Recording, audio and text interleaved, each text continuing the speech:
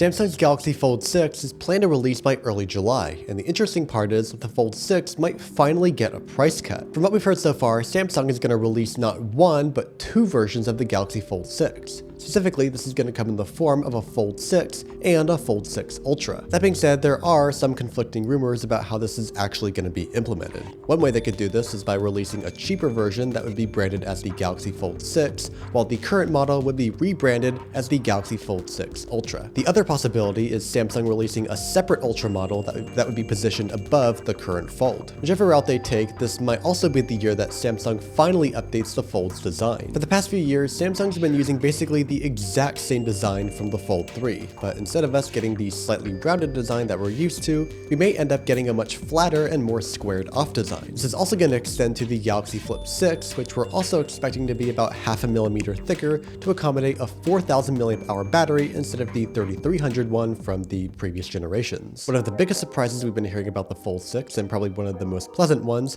is better software support.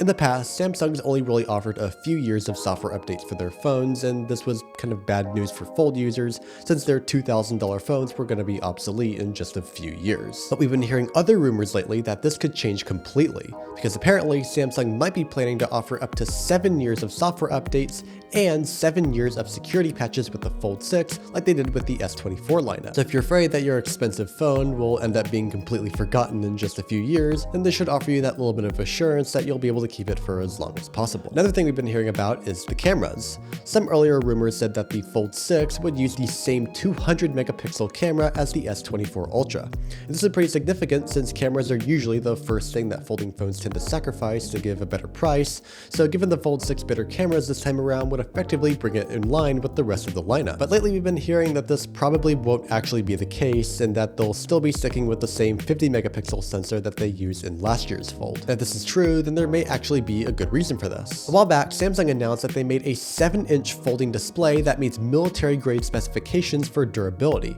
and while we don't have any solid rumors, there is a chance that we could see something like this on the Fold 6. I mean, cameras are usually pretty costly, so it kind of makes more sense to give the Fold decent cameras and then allocate that extra money into making the phone itself better and more durable, especially since the display is usually the weakest part of folding phones. Even though the sensors may end up staying the same, they could end up using better processing, so the picture quality might still get some kind of improvement. If Samsung does focus on making the phone itself better, then they can shift their focus later on towards some of the luxuries like camera quality after they've given it a good foundation to build off of. Even though the Fold 6 might not really get a camera upgrade when it's released by this July, we've also been hearing rumors that Google's Pixel Fold 2 might actually have one of the best camera setups we've seen on a folding phone so far. If you want to hear more about that, then make sure to check out this video next, and I'll see you over there. Adios.